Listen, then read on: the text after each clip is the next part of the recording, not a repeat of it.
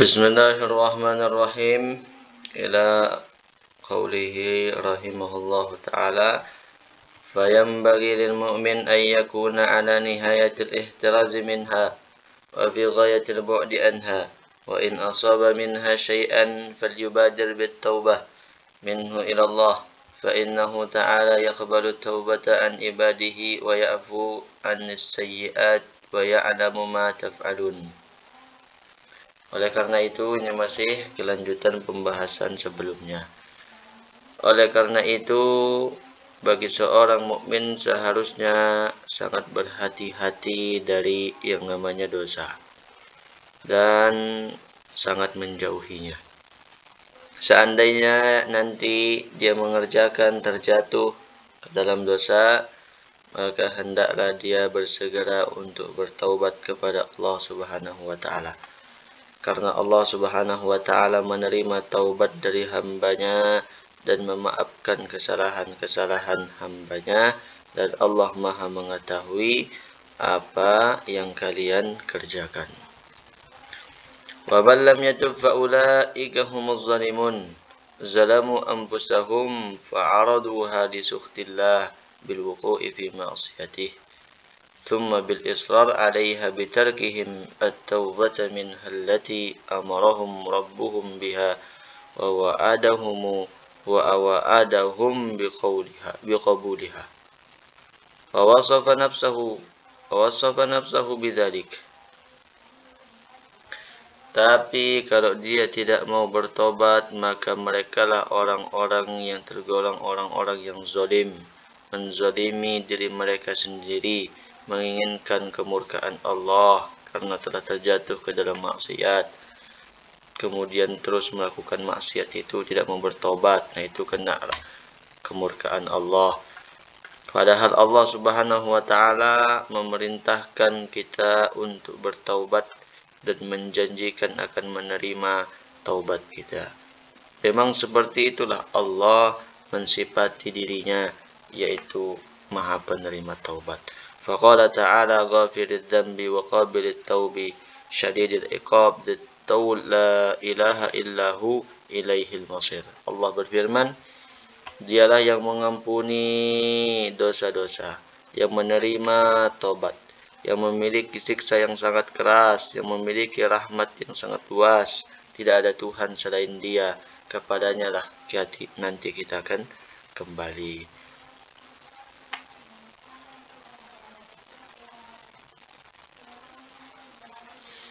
Kemudian fata'ammalu rahimakumullah hadhihi al-ayah wa ma jama'tu min al-ma'ani asy-syarifah wal asrar al-latifah al-ba'ithah 'ala al-khawf wal-raja' wal-raghbah wal-rahbah wa ghairi dhalik.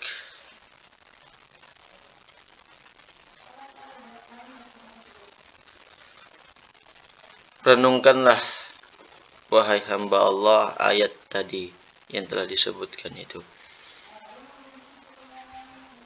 Tidaklah aku mengumpulkan makna-makna ayat yang mulia ini, rahasia-rahasia yang memotivasi itu semua untuk supaya kita ini takut dan mengharap, takut dengan azab Allah dan mengharap diterima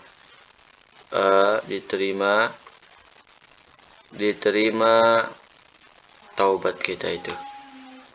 Warraghbah, keinginan juga untuk bertaubat, warrahbah, takut, dan lain, masih lagi yang lain. Wa ma yatadzakkaru illa man yunib fada'ullaha mukhlishina lahuddin walau karihal kafirun.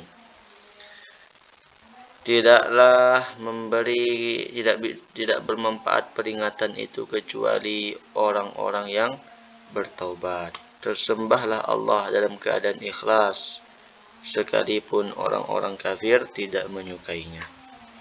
Wa qala Ali bin Abi Thalib karamallahu wajhah, innallaha fil ardi aniyatan ala wahyal qulub fa khairuha asfaha wa aslabuha wa ariquha raqqa yariqu wa ariquha.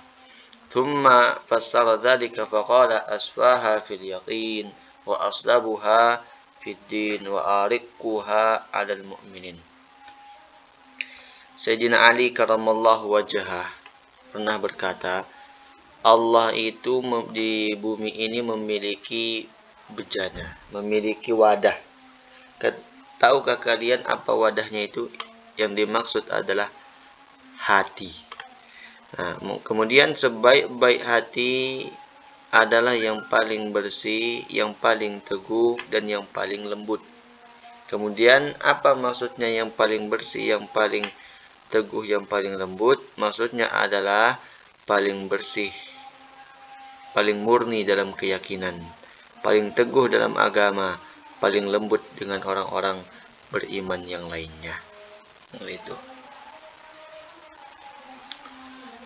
Qultu wal yaqinu ibaratun an tamakkunil iman minal qalbi wastilaihi alaihi wa huwa at-tuma'ninatu allati sa'alaha Ibrahim alaihi salam rabbahu fima akhbara anhu biqaulihi qala awalam tu'min qala bala walakin liyatma'inna qalbi.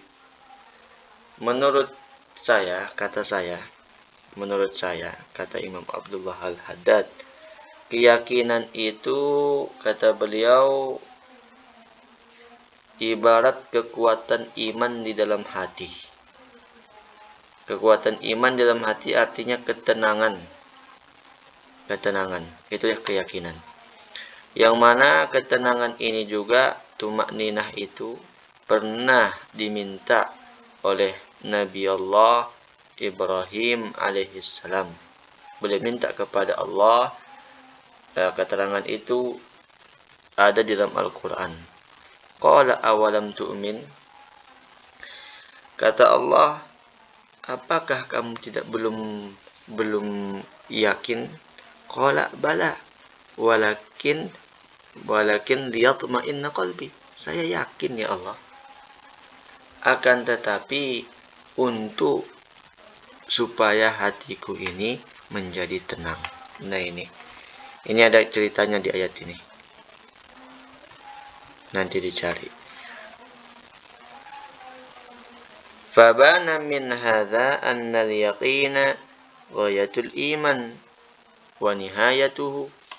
Maka jelaslah dari sini bahwa kita bisa mengambil pemahaman keyakinan itu adalah puncak daripada keimanan. Wa fil hadis al-yaqinu huwal imanu kulluh. Di dalam hadis juga dijelaskan keyakinan itu adalah keimanan semuanya. Wa ma nazzala minas sama asyrafu minal yaqin wa kafa bil yaqin ghina.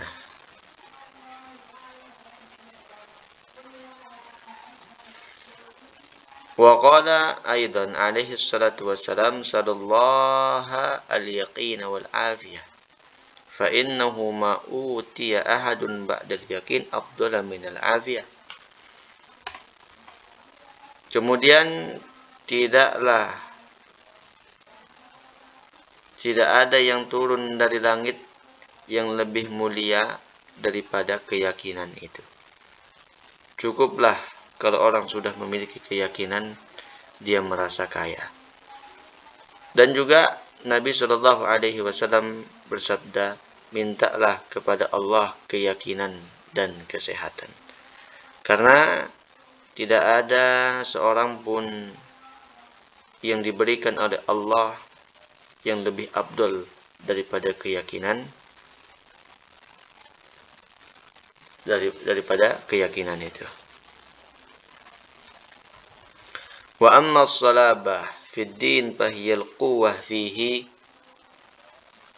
Adapun keteguhan dalam beragama artinya kemantapan dan kekokohan dalam menjalankannya. Wa amma as-salabah fid din fahiyal quwwah fihi was-sabat alaihi. Wal ghairatu lahu hatta yaqulul haqqa wa in kana murran. Kemudian Yang dimaksud juga dengan sholabah, keteguhan di dalam agama, artinya juga ghirah, ada rasa cemburu. Artinya dia berani mengatakan hal itu benar walaupun memang pahit. Tidak takut dia kepada siapapun. Wala yakhafu fillah laumata laim. Dia tidak ada khawatir kepada orang-orang yang mencelanya, celaan dari orang-orang yang mencela. Tidak takut dia karena dilakukan karena Allah. Wa bidzalika wasafallahu ahibba'ahu fi qawlihi wa yaqulu alladhina amanu ahaula'i alladhina aqsamu billahi jahda aymanihim innahum lama'akum habitat a'maluhum wa asbahu khasirin. Ya ayyuhalladzina amanu man yartadda minkum an dinihi fasawfa ya'tillahu biqaumin yuhibbuhum wa yuhibbunahu azillatin 'alal mu'minina a'izzatin 'alal kafirina yujahiduna fi sabilillahi wa la yakhafuna lawmata la'im dzalika fadlullahi yu'tihi man yasha wallahu wasi'un 'alim. Nah, demikian itu Allah Subhanahu wa taala mensifati kekasihnya dengan sifat tidak pernah takut kepada celaan orang yang mencela. Dalam firman-Nya Allah berfirman, dan orang-orang yang beriman akan mengatakan, inikah orang-orang yang bersumpah sungguh-sungguh dengan nama Allah bahwasanya mereka benar-benar beserta kalian. Rusak binasalah segala amal mereka, lalu mereka menjadi orang yang merugi. Wahai orang-orang yang beriman, barang siapa di antara kalian yang murtad dari agamanya, maka kelak Allah akan mendatangkan suatu kaum yang Allah mencintai mereka dan mereka pun mencintainya, yang bersikap lemah lembut terhadap orang-orang mukmin, yang bersikap keras terhadap orang-orang kafir, yang berjihad di jalan Allah, dan yang tidak takut kepada celaan orang-orang yang suka mencela. Itulah karunia Allah, diberikannya kepada siapa saja yang dia kehendaki, dan Allah Maha luas pemberiannya lagi Maha mengetahui.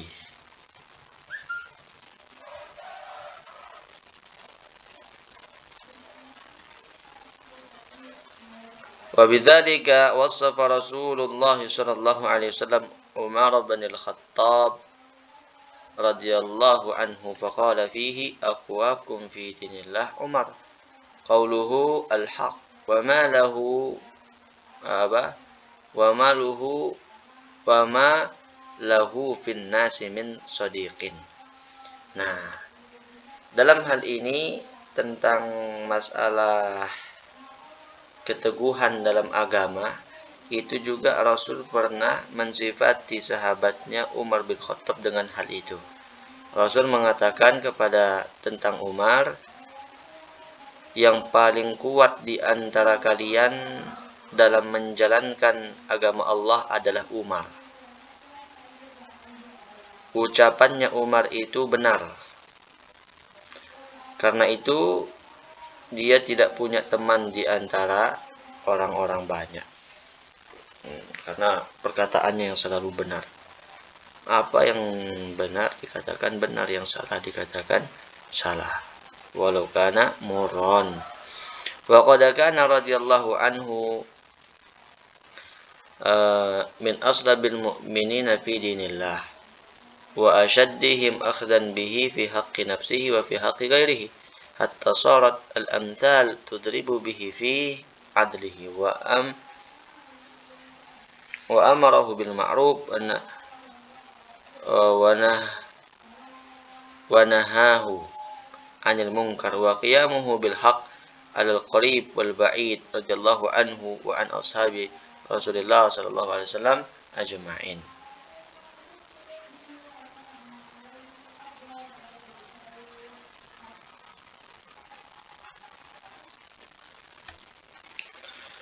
Sayyidina Umar bin Khattab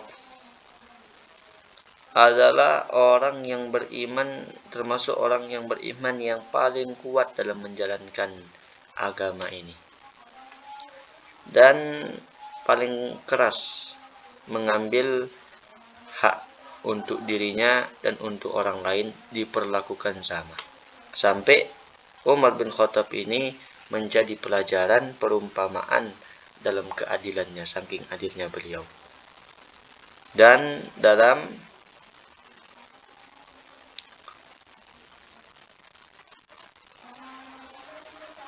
wa amrihi bil ma'ruf wa nahyihi 'anil munkar, dan juga dalam amar ma'rufnya dijadikan teladan beliau ini. Dan dijadikan teladan juga beliau ini selalu menegakkan kebenaran kepada orang-orang terdekat beliau dan juga orang-orang yang jauh. Semoga Allah meridhoinya dan semua sahabat Rasulullah SAW yang lain.